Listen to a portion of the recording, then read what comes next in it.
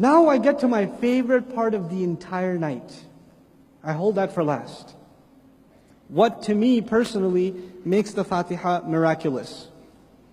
What makes the Fatiha so beautiful that I can't logically say, even if I don't even think like a Muslim, if I think like a non-Muslim, if I reflect on what I'm sharing with you, it's hard for me to come up with how a human being can talk like this. How can a human being speak like this? Here's what I'm going to share with you. Pay attention to this part, okay? This is probably the most important part. There are two themes in the Fatiha: knowledge and action. There are two themes in the Fatiha: knowledge and action. Alhamdulillahi Rabbil Alameen, Ar-Rahman Ar-Rahim, Maliki Yawmiddin. All of that is knowledge. Knowledge about who? Knowledge about Allah. Yes? You with me? 3 ayat are about knowledge. Is that clear to everyone? When we say إِيَّاكَ نَعْبُدُ وَإِيَّاكَ نَسْتَعِينُ اهْدِنَا الصِّرَاطَ الْمُسْتَقِيمِ صِرَاطَ الَّذِينَ أَنْعَمْتَ عَلَيْهِمْ غَيْرِ الْمَغْضُوبِ عَلَيْهِمْ وَلَا الضَّالِّينَ. All of this is verbs. All of this is about what? Not knowledge, but action. The surah began with knowledge. The surah concludes with action. You with me so far? Okay. Now there are 3 situations. Some people have knowledge, and that knowledge leads them to action. If your knowledge leads you to action, then you must be on the straight path. Make sense? So to be on the straight path, what do you need? You need knowledge and you need action. Okay. But there are 2 other situations. There are some people who have knowledge, but it doesn't translate into action.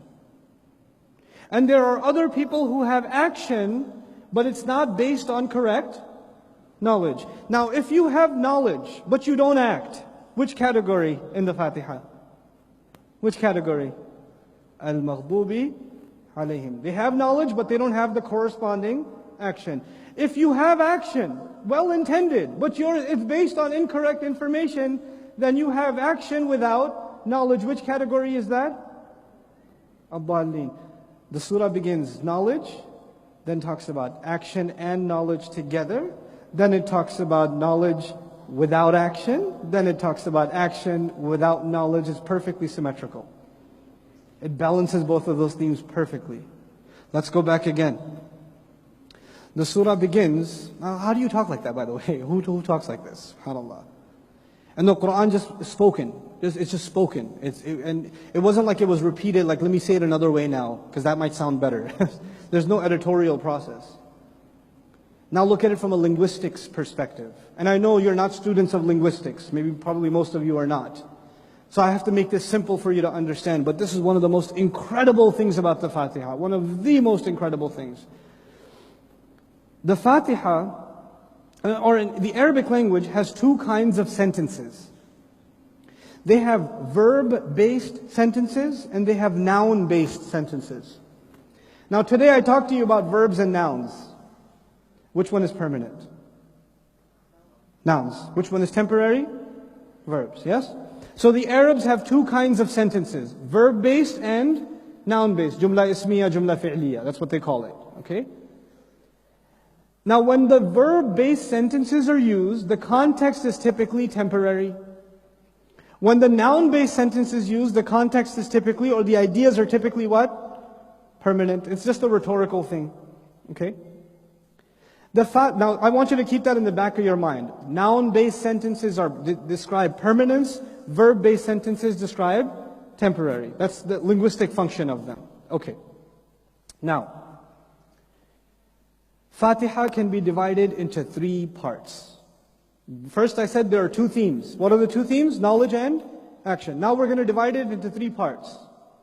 The first part is about Allah. You tell me which part is about Allah. Alhamdulillahi Rabbil Alameen, Ar-Rahman Ar-Rahim, Maliki Yawmiddin. That's part 1. Part 2 is an agreement between us and Allah. Part about Allah, part about us. Which part is that? إِيَّاكَ نَعْبُدُ وَإِيَّاكَ نَسْتَعِينُ. Okay, and the third part is about ourselves. We want something for ourselves. What part is that? اهدنا الصراط المستقيم صراط الذين أنعمت عليهم غير المغضوب عليهم ولا الضالين. 3 parts. Part 1 is about Allah. Part 1 is an agreement between us and Allah. Part 3 is our request to Allah. It's about us.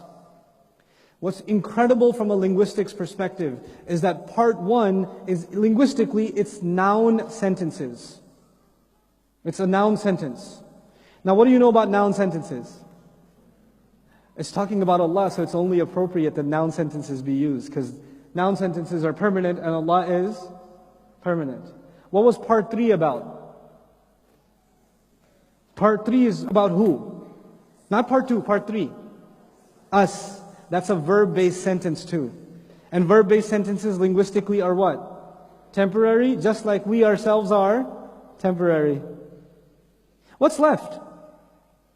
What did I skip? I talked about part 1, I talked about part 3. What did I not talk about? Part 2.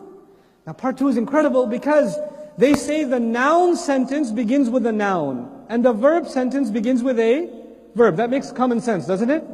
But sometimes they do this crazy thing where they have a verb sentence even though it began with a noun. Now when a verb sentence begins with a noun, it's considered a mixture. In Arabic grammar you call it maf'ul bihi muqaddam, but who cares? Who cares? The middle sentence is actually a verb sentence with a noun beginning. It's a mixture of both sentences. And the middle sentence is also a mixture because part of it is for Allah and part of it is for ourselves. The linguistics of the first part of the Fatiha is noun-based because it's about Allah. The middle is a mixture because it's mixing between us and Allah. And the last part is verb-based because it's about ourselves. Even linguistically, it's perfect. It's perfect. You couldn't move anything. Now I've talked to you about it linguistically and I've talked to you about it thematically. It's the balance of the Fatiha. But there's other balances. Let's go back. Fatiha, if you want to learn about its perfection comes from balance. It balances things. It balanced the theme of knowledge with action. It balanced nouns with verbs. Now we're going to learn something else. It actually is a perfect symmetry because what's the middle of the... When something is balanced, it means it hangs from the middle. So if you put something in the middle, there should be half on this side, half on that side. So which ayah is in the middle? Which ayah is in the middle? Trick question. Iyaka na'budu wa iyaka nasta'in is in the middle. Okay. Now Iyaka na'budu wa iyaka nasta'in itself, that ayah itself has how many parts? 2 parts. What's part 1? Iyaka na'budu. What's part 2? Iyaka nasta'in. Now check this out. Iyaka na'budu is the conclusion of part 1. Iyaka na'budu is the conclusion of part 1. What do I mean? If you know Alhamdulillah, Rabbil Alameen, Ar-Rahman, Ar-Rahim, Maliki Yawmiddin, what conclusion do you reach? Iyaka na'budu. That's your conclusion. I want to be Allah's slave. Now I know Allah and I want to be a slave. Now, what's the second part of that ayah? Iyaka nasta'in. What's the ultimate help you can get from Allah? What is the ultimate help you get from Allah? His guidance. Iyaka nasta'in is the introduction to part 2. Iyaka na'budu is the conclusion of part 1. Iyaka nasta'in is the introduction of part 2. The surah is perfectly balanced from the middle ayah. Perfectly balanced. It's incredible. It's mind-boggling. Let's go back again. The Fatiha balances other themes. Hope in Allah comes from Ar-Rahman Ar-Rahim. But if hope is blind, you become irresponsible. So responsibility comes with what ayah? Maliki Yawmiddin. Allah balanced hope with responsibility between Ar-Rahman Ar-Rahim and Maliki Yawmiddin. Okay, there are 2 other things that are balanced. If you just have praise, it's artificial. If you just have thanks, you don't include praise. How do you balance praise and thanks? What do you say?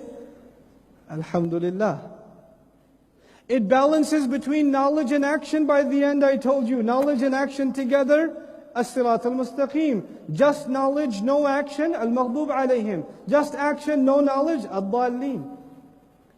Everything about this surah is balanced. Look at the beginning. The beginning says, Rabbil Alameen, all peoples of the world, all nations of the world. And at the end of the surah, Allah says, there are only going to be three kinds of people in all of the Alameen. The Alameen will either be the Alameen of people on As-Sirat al-Mustaqim, Alladhina an'amta alayhim, or it will be the people of Al-Maghdub alayhim, or it will be the people of Ad-Dallin. All of humanity falls under one of these three categories. Every human being on this earth is from Al-Alameen, which means every human being on this earth is either min alladhina an'amta alayhim, it's from those who Allah favored, or those who will get Allah's anger, or those who are still confused and lost and don't know any better yet. Those are the only three categories. That's it. Al-Alameen is described by the end.